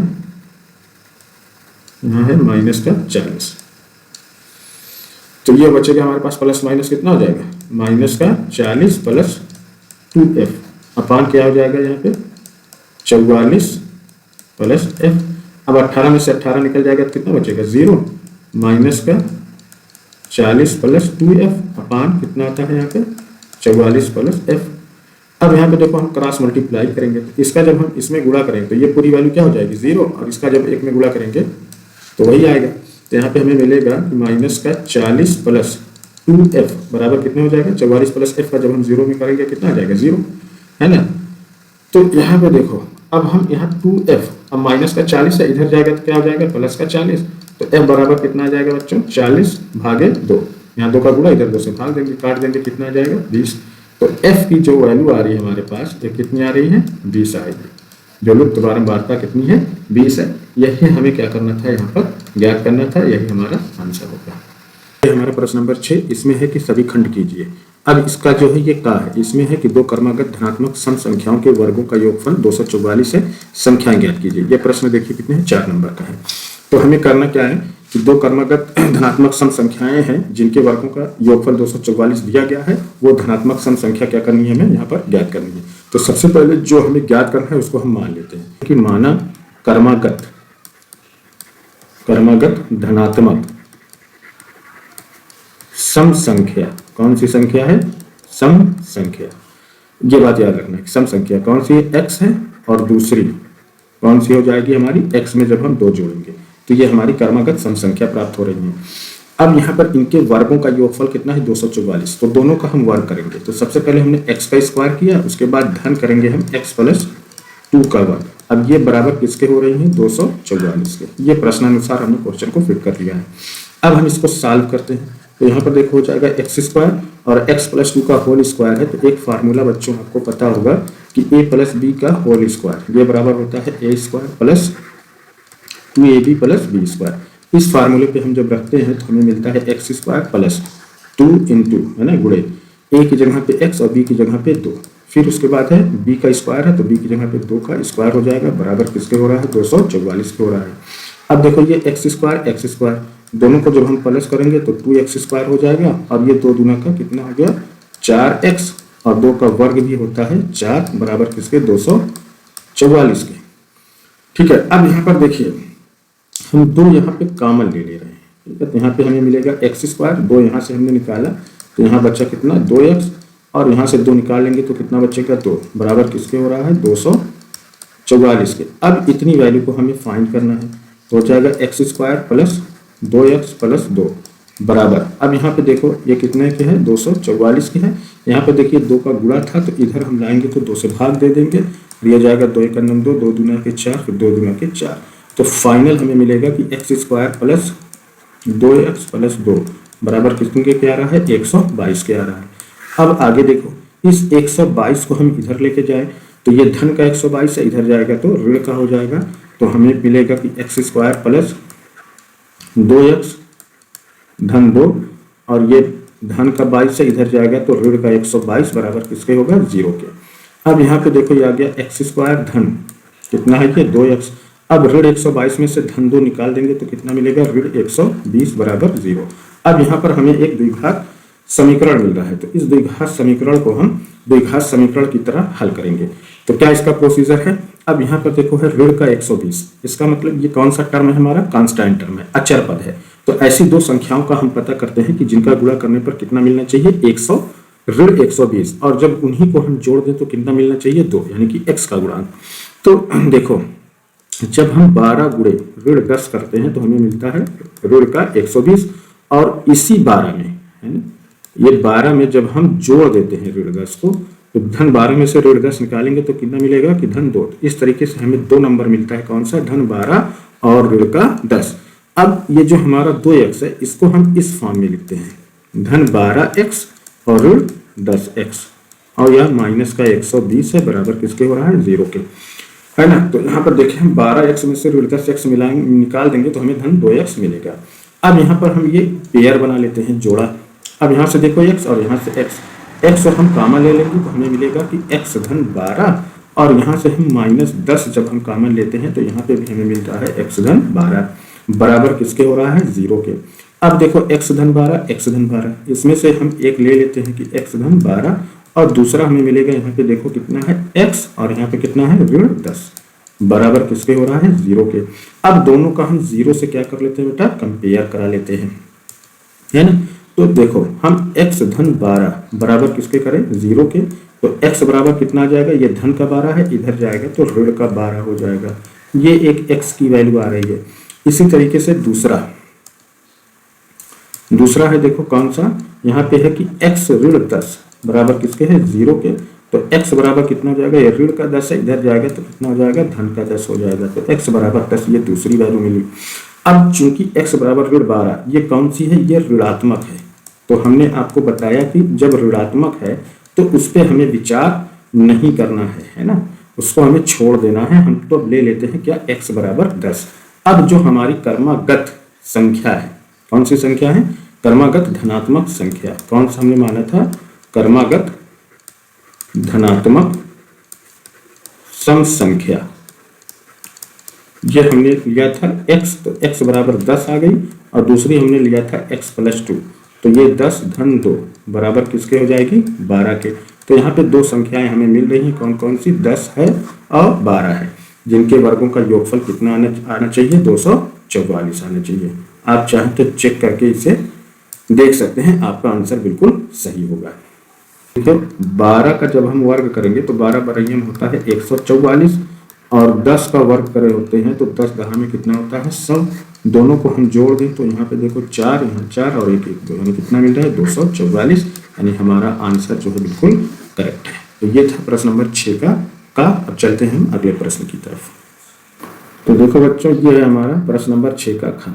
इसमें है कि दी गई आकृति में त्रिज्याखंड OACB, ये है 3.5 सेंटीमीटर त्रिज्या वाले वृत्त जिसका केंद्र O है का चतुर्थांश है ना। यदि OD बराबर कितना है, 2 सेंटीमीटर, तो छायांकित भाग का क्षेत्रफल ज्ञात कीजिए। हमें क्या ज्ञात करना है, ये जो हमारा छायांकित भाग है इसका हमें क्या करना है कि क्षेत्रफल ज्ञात करना है। तो इसका क्षेत्रफल ज्ञात करने के लिए हम क्या करेंगे कि ये जो हमारा चतुर्थांश कौन सा है, OACB, ये पूरा जो चतुर्थांश है इसका हम क्या कर रहे हैं, क्षेत्रफल निकालें, है ना। इस पूरे चतुर्थांश का क्षेत्रफल निकाल करके इसमें से ये जो हमारा त्रिभुज है BOD, है ना, ये जो त्रिभुज है इसके क्षेत्रफल को हम क्या कर देंगे, घटा देंगे, तो हमें छायांकित भाग का क्षेत्रफल ज्ञात हो जाएगा। ठीक है, तो सबसे पहले देखो हमें दिया क्या है कि वृत्त की त्रिज्या क्या है, वृत्त की त्रिज्या R बराबर है हमारा 3.5 सेंटीमीटर, ये हमें दिया गया है ना। हम छायांकित भाग का क्षेत्रफल निकालेंगे तो क्या करेंगे, हम चतुर्थांश OACB का क्षेत्रफल, इसमें से हम घटा देंगे किसका, त्रिभुज BOD का क्षेत्रफल। तो देखो चतुर्थांश छायांकित भाग का क्षेत्रफल बराबर चतुर्थांश OACB का क्षेत्रफल। तो चतुर्थांश ये है किसका, ये एक वृत्त है जिसका केंद्र O है, उसी का ये चतुर्थांश है। तो चतुर्थांश यानी चौथा भाग है, तो त्रिभुज का वृत्त का क्षेत्रफल होता है क्या चीज, πr², है ना। अब ये चतुर्थांश है तो ये हो जाएगा 1/4। तो चतुर्थांश ACB का क्षेत्रफल जो आएगा वो 1/4 πr², और त्रिभुज ये जो हमारा BOD है ना, BOD का जो क्षेत्रफल होता है ये होता है 1/2 गुणे आधार गुणे ऊंचाई, ये होता है। अब यहाँ पर हम सबकी वैल्यू को क्या करते हैं, रख देते हैं। तो देखिए ये हो जाएगा 1/4 गुणे पाई की वैल्यू कितनी है, 22/7, और R त्रिज्या कितनी है, 3.5। तो R का स्क्वायर है तो हम 2 बार गुणा करते हैं, 3.5 गुणे 3.5 माइनस 1/2। अब आधार यहाँ से देखिए, ये है आधार कितना है, 3.5 है, ये भी है 3.5 गुणे ऊंचाई कितनी है, OD, ये हमारी ऊंचाई ये दी गई है OD कितनी है, ये 2 सेंटीमीटर है। उस त्रिभुज BOD की ये ऊंचाई है। तो यहाँ से हम देखते हैं कि ये 2 से 2 क्या हो जाएगा, कैंसिल हो जाएगा, और यहाँ पर हमारा ये हो जाता है। इसको अगर हम इस तरीके से आसानी के लिए लिखें तो 1/4 गुणे कितना है, 22/7, और ये 3.5 को हम लिख सकते हैं 35/10, है ना। फ्रैक्शन में दशमलव के लिए 1 लगाएंगे, 1 अंक के दशमलव के बाद 1 अंक है तो 1 0 बढ़ा देते हैं, तो ये भी हमारा हो जाएगा कितना, 35/10 माइनस, अब यहाँ भी 3.5 बचता है तो ये भी हो गया हमारा 35/10। ठीक है, अब देखो हम सबको काट देते हैं, यहाँ से हम काटेंगे तो देखो 2 दूना के 4, और ये 2 22 काटेंगे तो 11 बार जाएगा। यहाँ से हम काट देते हैं, 7 × 5 = 35 हो जाएगा, और ये हो जाएगा हमारा 5 एकन्नम 5 और 5 दूना के 10। यहाँ पे अब हम काटेंगे तो 5 सत्ते 35 और 5 दूना के 10, और यहाँ पे ये कट जाएगा कि 5 सत्ते 35 और 5 दूना के 10। अब आगे देखिए आगे क्या है, तो यहाँ पे देखो इस वाले पोर्शन में यहाँ 11 है, 7 है और 1 है, तो सबका हम जब हम गुणा करेंगे तो 11 सत्ते कितना हो जाएगा 77 बटे, अब यहाँ देखो 2 2 2 3 बार है तो 2 गुणे 2 गुणे 2 2 दूना 4 दूना कितना आ जाएगा 8, माइनस यहाँ पे देखो कितना बचता है ये 7 बटे 2, ये आ गया। ठीक है, अब यहाँ पर देखिए हर कितना है इसका 8 है और इसका कितना है 2 है, तो सबसे पहले हम क्या करते हैं हर को बराबर करते हैं। इसके लिए क्या करना पड़ेगा, हमें लासा लेना पड़ेगा। तो जब हम 8 और 2 का लासा लेंगे तो इसका लासा आएगा बच्चों कितना 8। कैसे, जब दो संख्याओं का हमें लासा निकल लेना है तो एक संख्या बड़ी और एक संख्या छोटी है, तो छोटी संख्या 2 है तो 2 जो है ये 8 को पूरी तरीके से विभाजित करती है, कितनी बार जाता है 4। तो बड़ी संख्या यानी कि छोटी संख्या जब बड़ी संख्या को पूरी तरीके से विभाजित करती है तो बड़ी संख्या हमारी बन जाती है लासा। तो इस तरीके से 8 और 2 का लासा जो आएगा कितना आएगा 8, और जब हम 2 से डिवाइड करते हैं 8 में भाग देते हैं कितनी मरतबा जा रहा है 4 मरतबा जा रहा है। तो इस 2 में हम 4 का गुणा करेंगे, तो जब नीचे करेंगे तो हमें ऊपर भी करना पड़ेगा। तो यहाँ पे ये जो है हमारा 77 बटा 8 ये तो ऐसे ही रहेगा, और यहाँ से हम करेंगे तो 4 सत्ते कितना हो जाएगा 28 और 4 दूना का कितना हो गया 8।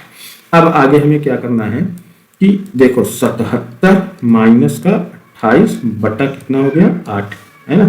तो यहाँ 77 में से 28 आप निकाल दीजिए, तो देखो ये इसको एक उधार देगा हो जाएगा 17, 17 में से 8 निकालेंगे तो कितना बचेगा 9, और यहाँ बचा कितना 6, 6 में से 2 निकाला कितना बचा 4, कितना हो गया 49 और बटा 8 सेंटीमीटर स्क्वायर। ये किसका आएगा, ये छायांकित भाग का क्षेत्रफल आएगा, और यही हमारा क्या हो जाएगा बेटा फाइनल आंसर हो जाएगा। देखो बच्चों ये हमारा प्रश्न नंबर 6 का गा को हमने इसमें शामिल नहीं किया है क्योंकि वो सिलेबस जो है आपकी एनसीईआरटी से निकाल दिया गया, उस तरीके के उस टाइप के क्वेश्चन आपके एग्जाम में नहीं मिलेंगे, तो इसलिए हमने कुछ ही क्वेश्चन को शामिल किया गया है जिनकी एग्जाम में जरूरत है। तो प्रश्न नंबर 6 का घ है कि निम्नलिखित बारंबारता बंटन सारणी से माध्यिका ज्ञात कीजिए। यहाँ पर देखो वर्ग अंतराल कितना है 0 से 10, इसकी बारंबारता 6 है, 10 से 20 की बारंबारता कितनी है 9 है, 20 से 30 की बारंबारता 12 है, 30 से 40 की कितनी दी है 8 दी है, और 40 से 50 की 15 दी है। अब इसमें हम एक कॉलम और बढ़ाते हैं और यहाँ पर हम लिखते हैं संचयी बारंबारता। क्या चीज, संचयी बारंबारता। अब संचयी बारंबारता इसको हम निरूपित करते हैं CF से, यानी कम्युलेटिव फ्रीक्वेंसी। अब इसको हम कैसे निकालेंगे, तो देखो यहाँ पर बारंबारता कितनी है 6, इसको हम ले लेते हैं, और 9 6 कितना होता है 15, सबको जोड़ते जाएंगे। अब इस 15 में हम 12 जोड़ेंगे तो कितना होगा ये 27, 27 में 8 हम जोड़ेंगे तो कितना आ जाएगा 35, 35 में हम 15 जोड़ते हैं तो कितना आता है ये 50। ये हमारी आ गई क्या चीज संचयी बारंबारता। तो अब ये जो हमारा 50 आया है ये है n बराबर कितना है 50, हम यहाँ पर n/2 निकाल लेते हैं, यानी कि 50 का आधा जब हम करेंगे तो कितना आ जाएगा ये 25। अब इस 25 को हम देखते हैं कि ये कहाँ मिलेगी, 25 वहां मिलेगी जिसकी संचयी बारंबारता कितनी है 27 है। तो इस वाले कॉलम को हम यहाँ पर पूरा ले लेंगे, है ना, 27 वाले कॉलम को हम इस तरीके से ले लेते हैं। तो अब देखिए संचयी बारंबारता CF हमारा कितना हो जाएगा ये 15, और 27 के सामने की बारंबारता ये हम हो जाती है F, और ये हो जाता है हमारा L1, और ये हो जाता है हमारा L2। ठीक है, तो सबको हम यहाँ पर लिख लेते हैं। तो देखो L1 बराबर कितना है 20, और L2 बराबर कितना है 30, और F बराबर कितना आया है 12, और CF बराबर कितना है 15, सबको लिख लेते हैं। उसके बाद हम ज्ञात कर लेते हैं माध्यिका का फार्मूला। देखो होता है कि L1 plus L2 minus L1 अपान F into n/2 minus CF। तो सबकी वैल्यू को हम यहाँ पर रखते हैं। तो देखो L1 कितना है 20, L2 माइनस L1 की वैल्यू कितनी है देखो 30 माइनस L1 कितना है 20, और F बराबर कितना आया है हमारा 12, इसको रख लिया। अब यहाँ पर देखो n/2 कितना है 25 माइनस CF कितना है 15, सबको रख लेते हैं। अब हल कर लेते हैं। देखो 20 प्लस 30 में से 20 निकालेंगे कितना बचेगा 10 बटे कितना हो गया 12, गुणे 25 में से 15 निकाल दिया कितना बचा 10। अब देखो आगे हम क्या करेंगे, ये हो जाएगा हमारा 20 प्लस, अब ये देखो 10 दहा में कितना होता है 100 बटे कितना हुआ 12। अब इस 100 में आप 12 से भाग दे दो तो कितना जाएगा 12 अट्ठा 96, 10 में से 6 निकाला 4 बचा और 9 में से 9 निकाला कुछ नहीं, यहाँ पे पॉइंट लगा के 0 बढ़ा दिया तो 12 तिहाई कितना होता है 36, 10 में से 6 निकालेंगे 4 बचेगा, 0 बढ़ाएंगे तो फिर 12 तिहाई 36। इस तरीके से ये हमारा बढ़ता जाएगा और 8.33 आएगा, तो ये हमारा हो जाएगा 20 धन 8.33। अब 20 में 8 जोड़ेंगे तो कितना आ गया 28.33। यही हमारी क्या होगी इस बारंबार का बंटन की मात्रिका होगी और यही हमारा फाइनल आंसर हो जाएगा। तो देखो बच्चों, ये हमारा प्रश्न नंबर 7, प्रश्न नंबर 7 के ये का वाला जब था उसका ये अथवा है ना। का वाला हमने इसलिए शामिल नहीं किया क्योंकि उस टाइप के क्वेश्चन आप एग्जाम में नहीं आएंगे, वो एनसीईआरटी के सिलेबस से हटा दिए गए हैं।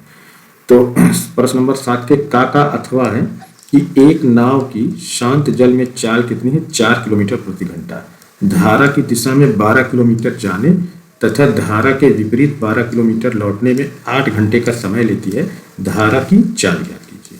ये प्रश्न कितने का है 6 नंबर का है। तो हमें ज्ञात क्या करना है धारा की चाल, इसलिए हम यहाँ पर मान लेते हैं कि माना धारा की चाल, किसको हम मानते हैं धारा की चाल कितनी मान लेते हैं x किलोमीटर प्रति घंटा, ये हमने मान लिया धारा की चाल। अब यहाँ पे देखो हमें दिया गया है कि नाव की शांत जल में कितने शांत जल में चाल, नाव की शांत जल में चाल कितनी है, यह है 4 किलोमीटर प्रति घंटा, यह आ गया। अब यहाँ पे है कि धारा की दिशा में 12 किलोमीटर जाने और धारा के विपरीत दिशा में 12 किलोमीटर लौटने में, तो धारा की दिशा में हम ज्ञात करेंगे कि धारा की दिशा में नाव की चाल, किसकी नाव की चाल। तो धारा की दिशा यानी कि अगर धारा इस दिशा में है तो नाव भी इस दिशा में जा रही है, तो इस स्थिति में चाल क्या हो जाएगी कि जो शांत जल में नाव की चाल कितनी है 4 और इसमें धारा की जो चाल है वो हम ऐड कर देंगे, तो 4 धन x किलोमीटर प्रति घंटा हो जाएगी ये। और दूसरा निकालेंगे कि हम धारा के विपरीत दिशा में, इसमें विपरीत दिशा में नाव की चाल, किसकी नाव की चाल। तो अब जब नाव धारा इधर है और नाव की चाल इधर है तो हम क्या करते हैं कि जो नाव की चाल है कितनी है 4, इसमें से हम धारा की चाल को घटा देंगे, यह आ जाएगा 4 माइनस x किलोमीटर प्रति घंटा, यह आ गया। अब उसके बाद दूरी कितनी है 12 किलोमीटर, तो 12 किलोमीटर ये दूरी है, तो 12 किलोमीटर धारा की दिशा में, धारा की दिशा में जाने में लगा समय, लगा समय बराबर क्या होता है दूरी बटा चाल। तो दूरी कितनी है 12 और चाल क्या है धारा की दिशा में नाव की चाल है 4 धन x, ये किस में आएगा ये घंटा में आ जा रहा है, ठीक है। इसी तरीके से कि 12 किलोमीटर है ना धारा के विपरीत दिशा, दोनों है ना धारा की दिशा और धारा के विपरीत दिशा, धारा के विपरीत दिशा में जाने में लगा समय क्या होता है दूरी बटा चाल। तो दूरी कितनी है 12 ही है, तो चाल यहाँ पे क्या आ जाएगी विपरीत दिशा में 4 माइनस x घंटा, यह आ गया है ना। अब क्या है यहाँ पर कि कितने का समय लेती है 8 घंटे का समय लेती है, यानी कि दोनों को हम जोड़ दें तो समय हमारा कितना होना चाहिए 8 घंटा होना चाहिए। तो यहाँ पर हम लिखेंगे कि इस तरीके से देखो 12 बटे 4 धन x है ना, प्लस करेंगे हम 12 बटे 4 माइनस x बराबर कितने के 8 के, है ना। तो इस तरीके से यहाँ पे देखो 12 यहाँ पे 12 जब हम कॉमन ले लेंगे तो यहाँ बचेगा 1 बटे 4 धन x और धन यहाँ पे बचेगा 1 बटे 4 माइनस x है ना बराबर किसके 8 के। इसका हम तिर्यक गुणा करेंगे है ना। तो इस 4 माइनस एक्स का हम इधर ले जाके गुणा करेंगे 1 में, तो यहाँ पर हो जाएगा हमारा, देखो ये 12 है ये इधर, तो यहाँ पे जाएगा तो ये 4 माइनस एक्स हो जाएगा प्लस, अब इसका हम इधर करेंगे तो ये हो जाएगा हमारा 4 धन एक्स बटे, अब ये देखो 4 धन एक्स है और ये 4 माइनस एक्स है, तो एक फार्मूला आपको पता होगा कि ए धन बी इंटू ए ऋण बी बराबर ये होता है ए स्क्वायर माइनस का बी स्क्वायर, तो यहाँ पे हो जाएगा 4 का स्क्वायर माइनस एक्स का स्क्वायर, है ना, बराबर किसके आ रहा है 8 के। अब यहाँ पे देखो माइनस का एक्स प्लस का एक्स ये कैंसिल हो गया, तो और 4 4 कितना हो जाएगा 8, 4 4 8 हो गया। अब एक चीज ये देख लो, यहाँ 12 का क्या है गुणा है, तो जब हम इसको इधर शिफ्ट करेंगे तो 12 से भाग दे देंगे, और यहाँ हमारा बचेगा 8 बटे, और ये 4 चौक का कितना हो गया 16 माइनस क्या हो जाएगा एक्स स्क्वायर बराबर यहाँ आ जाएगा हमारा 8 बटे 12। यहाँ पे जब हम काट देंगे देखो 4 दूना का 8 और 4 तीन का 12, तो ये आ जाएगा हमारा 8 बटे 16 माइनस एक्स स्क्वायर बराबर कितने को होगा 2 बटे 3 के। अब इसका हम त्रिज्या क्रॉस मल्टीप्लाई कर रहे हैं दोनों में, तो यहाँ पे हम करेंगे तो ये हो जाएगा हमारा 16 का हम 2 में करें तो 16 दूना 32 माइनस 2 का हम एक्स स्क्वायर में करेंगे तो 2 एक्स स्क्वायर, और ये हो जाएगा 8 3 24 इस तरीके से। अब यहाँ से देखिए हम यहाँ निकालते हैं कि माइनस 2 एक्स स्क्वायर बराबर यहाँ कितना है 24 है, और ये धन का 32 है इधर जाएगा तो ऋण का 32 हो जाएगा, तो इस तरीके से हमें माइनस का 2 एक्स स्क्वायर बराबर कितना मिलेगा 32, ऋण 32 में से हम 24 निकाल दें तो कितना आया ऋण 8 आ जाएगा, तो एक्स स्क्वायर बराबर कितना आ जाएगा कि ऋण 8 बटे ऋण 2, तो 2 से हम डिवाइड कर देंगे तो कितना आ जाएगा 4, ऋण धन हो जाएगा, तो एक्स स्क्वायर बराबर कितना आता है 4, तो एक्स बराबर कितना आ जाएगा स्क्वायर यहाँ से हम हटाएंगे तो यहाँ पे रूट चढ़ा देंगे, तो एक्स बराबर कितना आ गया। अब 4 का वर्गमूल जब हम निकालेंगे कितना आ जाएगा 2, कितना आएगा बेटा 2, क्योंकि वैसे x के सापेक्ष अगर हम x के सापेक्ष देखें तो कोई भी, जैसे देखो एक चीज यहाँ पे आप समझ लो कि रूट में कोई भी वैल्यू जो है ये प्लस और माइनस नहीं देता है ना, माइनस में नहीं देता है, हमेशा किसमें देगा प्लस में। जैसे रूट 16 अगर हम निकालें तो इसका मान कितना आएगा 4, ना कि -4 आएगा, निगेटिव वैल्यू नहीं देता है। इसी तरीके से अगर हम रूट 25 का निकालें तो कितना आ जाएगा 5, ना कि -5, है ना। इसी तरीके से अगर हम 4 का रूट निकालेंगे तो 4 का रूट हमेशा कितना आएगा 2 आएगा, है ना। लेकिन अब यहाँ पे हमारा वेरिएबल क्या है x है ना, तो ये जो रूट 4 अकेला नहीं है ना, ये x की वैल्यू है, तो x के सापेक्ष यहाँ पर वैल्यू क्या हो सकती है हमारी प्लस और माइनस, तो x बराबर +-2 आएगा।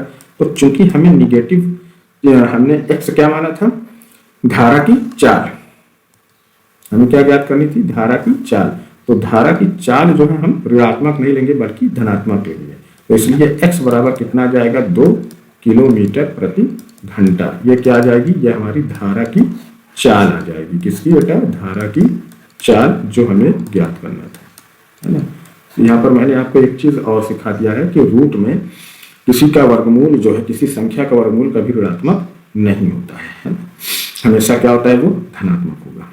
ठीक है, इसके लिए मैं डिटेल में कोई वीडियो और बना दूंगा, आप वहां पर बहुत अच्छे से समझ लेंगे। नंबर 7 का ख, इसमें है कि भूमि पर स्थित बिंदु x से ऊर्ध्वाधर स्थित मीनार PQ के शीर्ष Q का उन्नयन कोण 60 है, और बिंदु x से 40 मीटर ऊंचाई पर स्थित बिंदु y से शीर्ष Q का उन्नयन कोण 45 है, तो मीनार PQ की ऊंचाई तथा दूरी PX ज्ञात करना है। तो यहाँ पर देखो ये फिगर हमने बना दिया है। अब ये PQ क्या है, एक मीनार है जिसकी ऊंचाई कितनी है h मीटर है, ये हम ले लेते हैं, इसकी ऊंचाई कितनी है h मीटर है। और उसके बाद देखिए अब यहाँ पर x, यहाँ है बिंदु x से 40 मीटर ऊंचाई पर ये कोई बिंदु क्या है y है, तो यहाँ पर ये जब 40 है तो ये जो दूरी आएगी ये P से हम यहाँ पर कोई बिंदु ले लेते हैं A, है ना, ये भी दूरी कितनी हो जाएगी, ये भी 40 हो जाएगी, क्योंकि ये क्या है ये दोनों आपस में बराबर होंगे। तो अब ये जो हमारा QA है ये दूरी कितनी आ जाएगी, ये जब हम h में से 40 निकाल देंगे यानी कि ये आ जाएगी हमारी h - 40, ये मीटर ये आ जाएगा। ठीक है, हमें ज्ञात क्या करना है कि ये जो मीनार है PQ उसकी ऊंचाई ज्ञात करना है ना, और ये दूरी जो है PX ये ज्ञात करना है। तो अब यहाँ पर हमारा देखो ये त्रिभुज जो बन रहा है QXP, ये त्रिभुज बन रहा है ना, ये वाला समकोण त्रिभुज। तो यहाँ पर हम लिखते हैं कि समकोण, कौन सा, समकोण त्रिभुज QXP में। तो ये क्या है, देखो त्रिभुज का ये हमें ज्ञात करना है, ये लंब है और ये क्या चीज होता है, आधार। तो लंब बटा आधार बराबर क्या होता है, tan थीटा।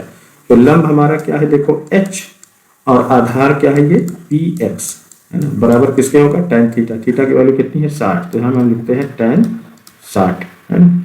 और tan 60 का मान देखिए h/px बराबर tan 60 का मान होता है √3।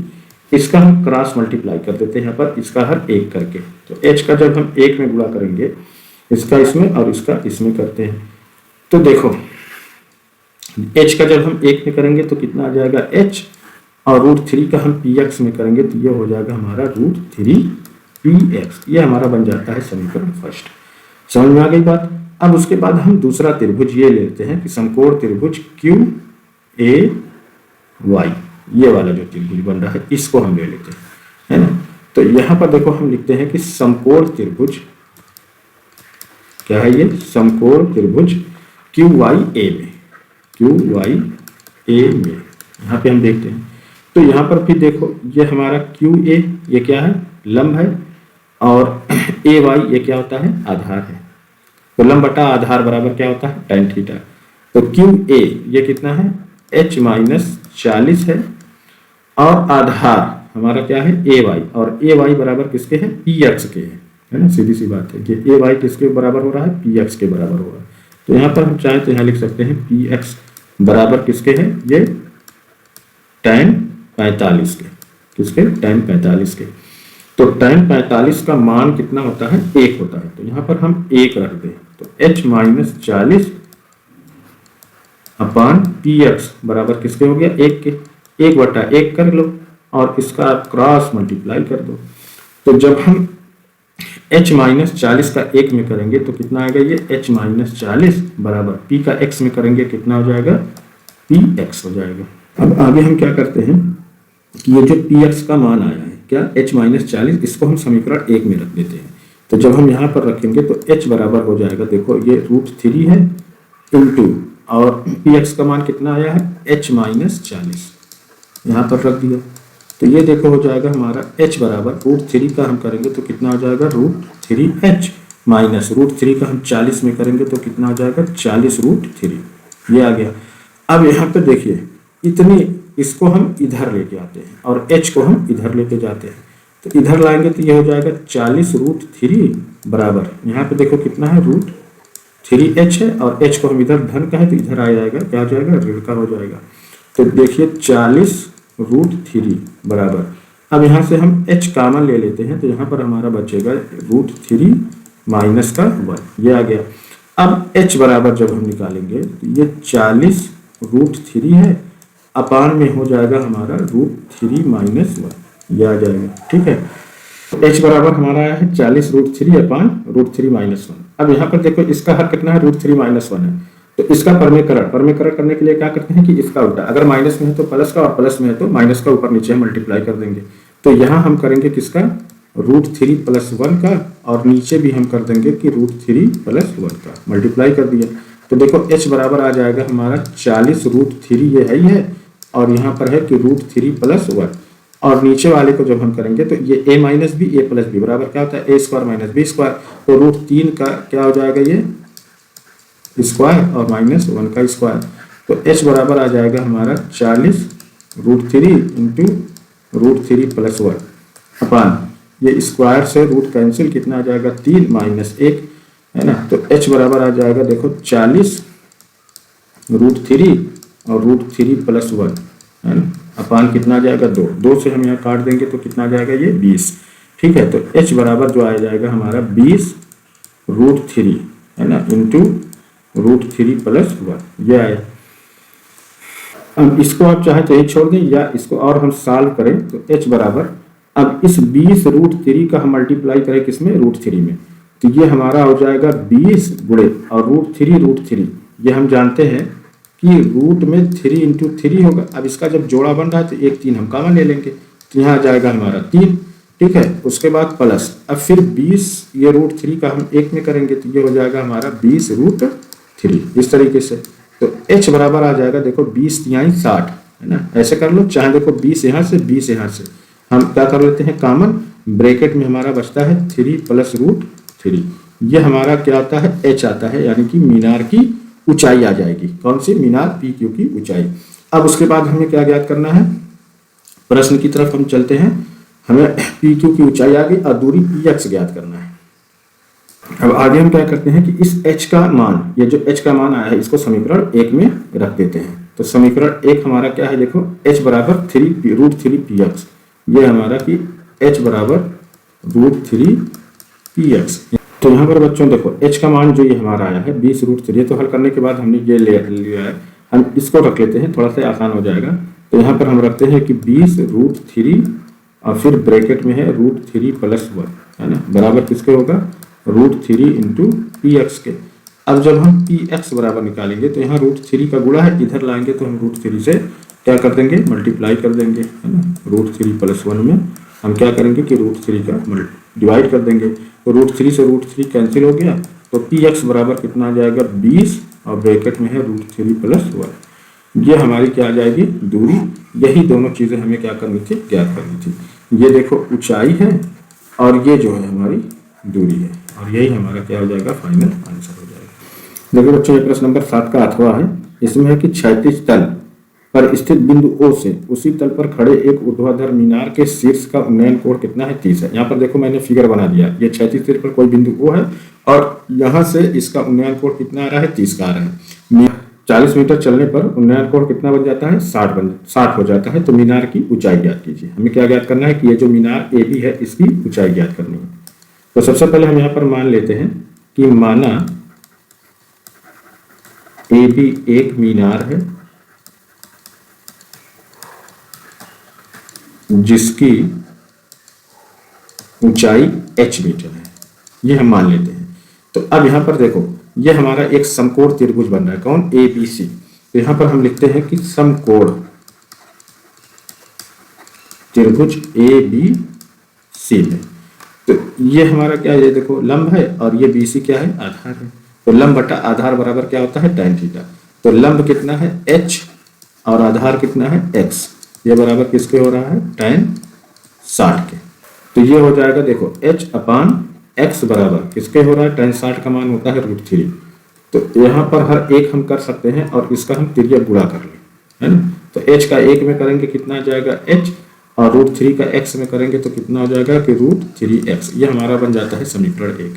इसी तरीके से कि अब ये दूसरा समीकरण, दूसरा देखो त्रिभुज ये कौन है, ABO, है ना, ये हमारा समकोण त्रिभुज ABO में। तो समकोण त्रिभुज AOB में, तो यहाँ पे देखिए क्या हमारा लंब और ये क्या है, आधार। तो लंब बटा आधार बराबर क्या होता है, tan थीटा। तो लंब कितना है देखो h और आधार ये पूरा OB, दूरी कितनी है देखो 40 + x, इसको हम लिखते हैं 40 + x। और कोण थीटा का मान कितना है 30, तो ये आ जाएगा हमारा tan 30, है ना।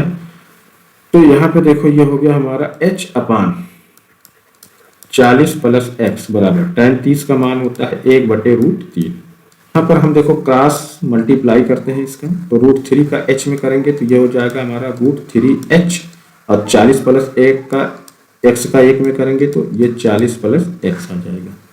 ये हमारा बनता है समीकरण 2। अब आगे हम क्या करते हैं कि ये जो समीकरण 1 से h का मान आया है इसको हम यहाँ पर रख देते हैं, ठीक है। तो यहाँ पे देखो √3h है, तो ये हो जाएगा हमारा √3 × h का मान कितना आया है, √3x बराबर किसके हो रहा है, 40 + x के। अब √3 क्या हो जाएगा, देखो ये आएगा हमारा √3 × √3 बराबर कितना हो गया, √3 का स्क्वायर हो जाएगा, स्क्वायर से रूट हट जाएगा तो कितना बचेगा, 3। यहाँ पे हो जाएगा देखो 3x बराबर किसके आ रहा है, 40 + x के। तो इस x को हम इधर लेके आएंगे, ये हो गया 3x - x हो जाएगा। यहाँ आया कितना 40, तो 3x में से एक x निकाल दे तो कितना बचा, 2x बराबर कितने आ रहा है 40। तो x बराबर कितना आ जाएगा 40/2। तो 2 से हम भाग दे देंगे 40 में, कितना आ गया 20, यानी कि x बराबर कितना आ रहा है 20 मीटर, ये आ गया। तो आगे हम क्या करते हैं कि x का मान समीकरण 1 में रखने पर, तो x कहाँ है, देखो x बराबर कितना आया है 20 मीटर, और समीकरण 1 क्या है, h बराबर 3x, h बराबर है √3x, ठीक है। तो h बराबर हो जाएगा देखो √3 और x की वैल्यू आई है कितनी 20, यानी h बराबर कितना आ जाएगा 20√3। तो h की वैल्यू अगर हम निकालना चाहें तो ये हो गया देखो 20 और √3 का मान होता है कि 1.732, इसमें हम गुणा कर दें, है ना। तो h की वैल्यू हमें यहाँ पर पता चल जाएगी। कैसे, देखो 2 गुना कितना हो जाएगा 4, 2 तिहाई कितना होता है 6, 2 सत्ते 14 के 4 आता है 1, है ना, और 2 कन्नम 2 1 कितना हो गया 3, और 1 0 हम आगे यहाँ बढ़ा लेंगे। तो यहाँ पे देखो 3 अंक के बाद दशमलव, 3 अंक के बाद हम यहाँ पर दशमलव लगा देंगे। तो इस तरीके से h बराबर हो जाएगा हमारा 34.64 मीटर। तो इस तरीके से बच्चों हमारा ये जो 2022 का सेट नंबर 1 था, इसको आज हमने यहाँ पर कंप्लीट कर चुके हैं। तो आगे जो हमारी वीडियो आएगी वो 2022 का सेट नंबर 2 लेकर के आएंगे। तो अपने एग्जाम की बेहतरीन तैयारी करने के लिए आप इस चैनल को ज़्यादा से ज़्यादा सब्सक्राइब करें, वीडियो अच्छी लगे तो लाइक करें, अपने दोस्तों के साथ ज़रूर शेयर करें। तो बस आज के लिए इतना है, मिलते हैं नेक्स्ट वीडियो।